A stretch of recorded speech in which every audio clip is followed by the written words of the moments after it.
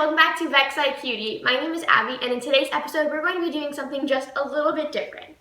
I know a lot of people at home don't have VexIQ, so in this new series, I'm going to be doing projects and creations that you can do with just simple things you have around the house. In today's episode, we're going to be doing a scratch code to play a fully functioning freeze dance game. So let's get started.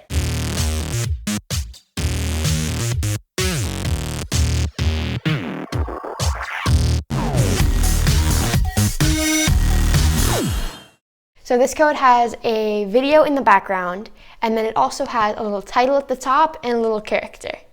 The code has it so that it plays a random song from one of the songs that they have, and then it's also going to make a random wait time, and then it's going to detect if your video is moving.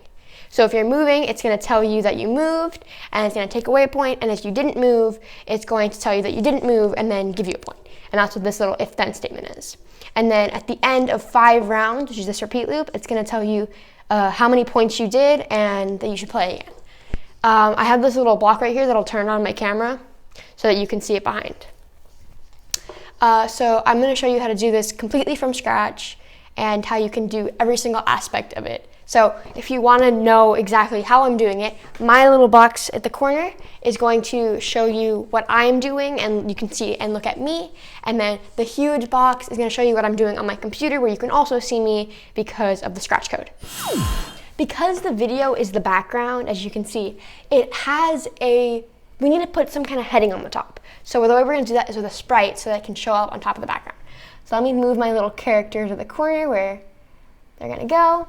And then we're going to need to add a new sprite. We're going to make this one from scratch because it's pretty easy. You're going to take the little square tool and make a square of like a tall yet thin size, and then you can adjust the location of it on your screen depending on how big you want it.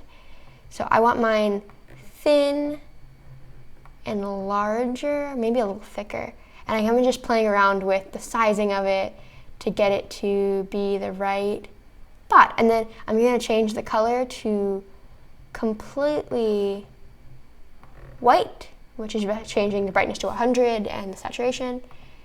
And then now I have a little white header at the top of my screen, and I can actually make that just a little bit thinner by just clicking on it and making it a little smaller. There we go. Now we got a header, but I want that just to say like welcome to freeze dance. So I'm gonna have it in a color. Let's go with like black, so something dark. And this is how we're gonna make the header. So just turn the brightness all the way down, and you can get some text. And we're gonna say welcome to freeze dance. Okay. And now we can adjust the sizing on this so that it takes up the entire header, and move it a little bit so that it's centered. And I actually want to change the font on this one so it's a little more like, I don't know, looks good. So I'm going to use this pixely font. I'm going to have to make it a little bit smaller so that it fits.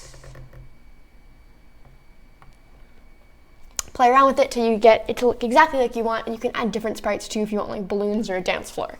But I'm just showing the basic one of how I did it.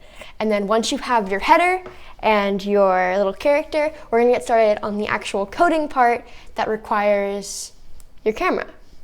So for this to work, we need a when start block. That's pretty much the simplest block you need. You need to start any code. So it's when this little flag is clicked, is how that works in Scratch.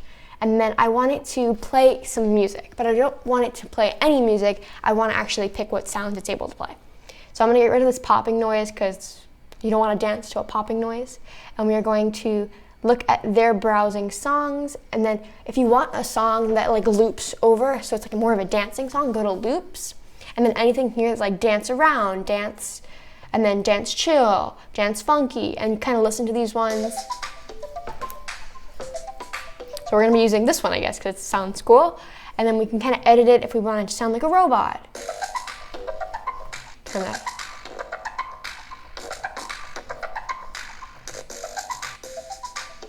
So we're keeping the music the way it is. And then you can add more than one song. So I'll say I like Dance Magic, but when I was listening to them, I really liked the way this one sounded. So I can add this song too.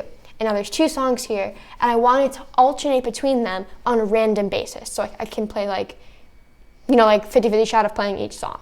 So we need to start with that code. So I want sound and it to play, don't play until done, just start the sound. And then I want it to pick, using the sense, to pick a random between 1 and 2, because that's how many songs there are. So it's going to pick one of the random 2 songs and start playing it.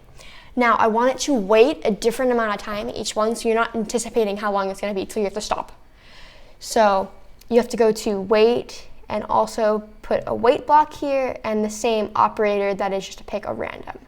So depending on how long you want to dance for. So if you want something where you have to dance for a while, you can set these wait times to be higher up. So we could do like, I think I'm going to do 5 seconds to like 15 seconds. So it's a lot of dancing.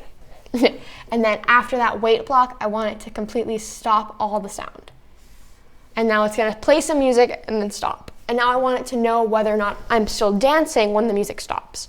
So that's how we're going to need an if-then statement. So we're going to do that after this quick transition. So now it's going to play some music for a random amount of time and then stop the music. So from there, we want it to be able to know whether or not we're moving. So we're going to need an if-then-else statement, which you can find in the control. So I want it to, if notices I'm still dancing, then say you're moving, else, so that means if I'm not dancing, say that I'm not moving. And we're going to be doing this in the little top thing, so the top thing can change its, instead of having the character speak, I want it to change the text at the little banner at the top.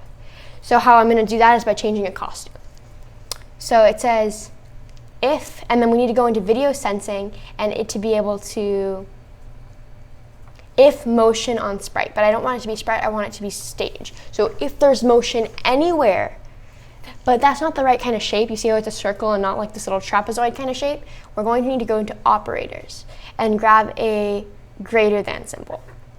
So it's going to be if motion is greater than a certain number. So it depends on how much motion you want to be allowed.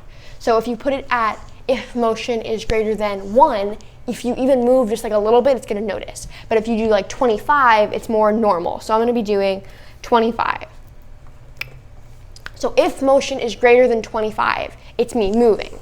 So I want it to go, if the motion is greater than 25, then I want it to say, to change its costume. So if we just need to make a second costume, so we need to paint it and make a new square. So we're going to duplicate this one, so we just have to change the text.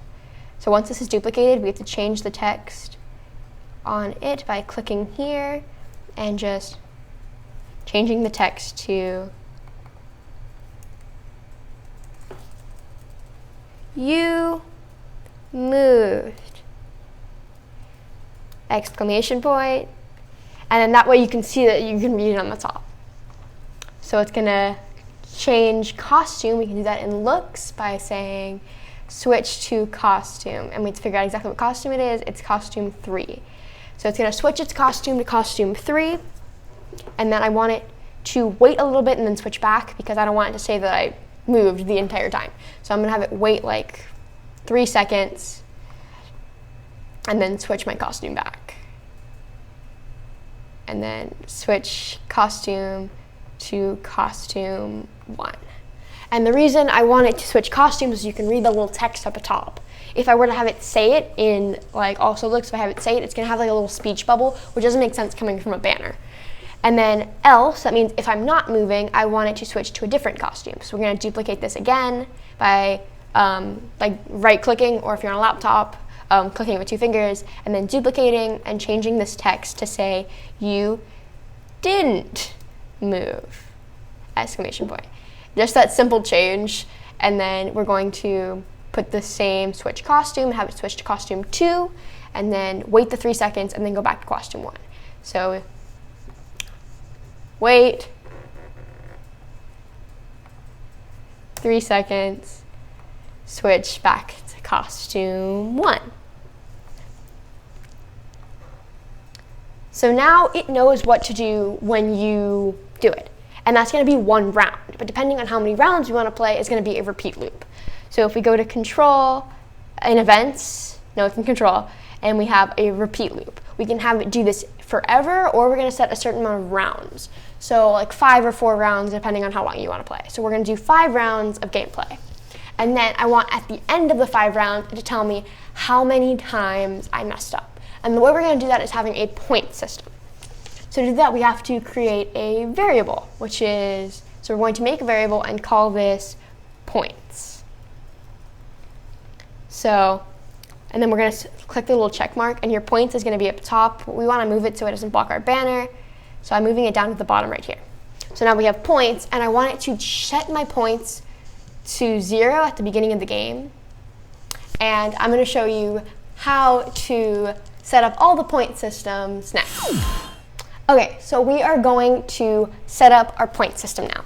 So we're setting the variable, oh, didn't mean to click it there. Setting the points to 0 at the beginning of the round so that it resets you, so you don't have to deal with your points from last round. And then I wanted to change your point. So if the motion is greater than, I want it to take away a point. So like if you move, you lose a point. And then if you don't move, I want it to give you a point. So you have 1 point. And then at the end, I want it to tell me you scored blank points. And the way we're going to be doing that is having my little character on the left tell me that. So if all this code is running inside the banner and not the girl, so I need to broadcast a message so the girl can say like, oh wow, he scored this many points. So the way we're going to do that is at the end, I want it to, at the end of all of this, it needs to broadcast a message.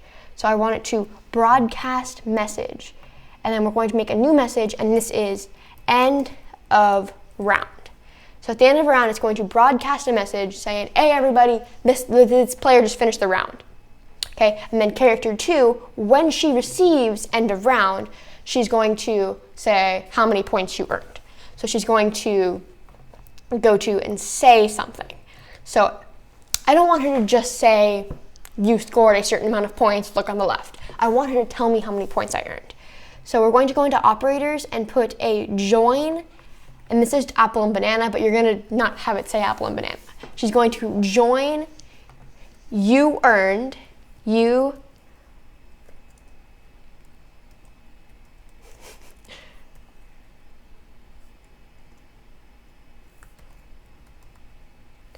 earned, and then a space bar.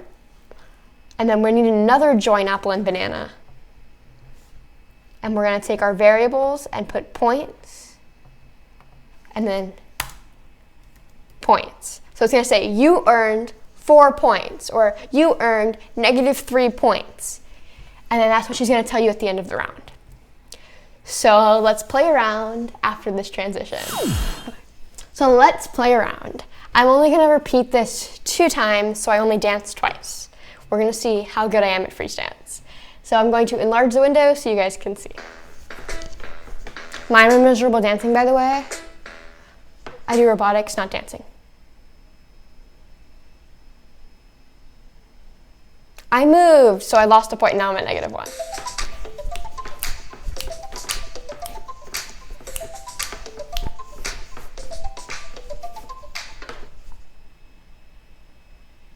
How many? I didn't move. Yay, so I'm back at 0. So it says that I earned 0 points, and then the game ends. And let's say I want to play a larger round, I can always change this repeat loop back to 5. Hope you guys enjoyed this simple tutorial on how to create a freeze dance game. Remember, there's so many ways to make this your own by changing the character to even the text. I want you guys to tag me on Instagram if you do a project similar to this, and down below in the comment section, let me know what kind of Scratch or other tutorial you want to see in the future. Make sure you subscribe and hit a like on this video, and I'll see you in the next one. Bye!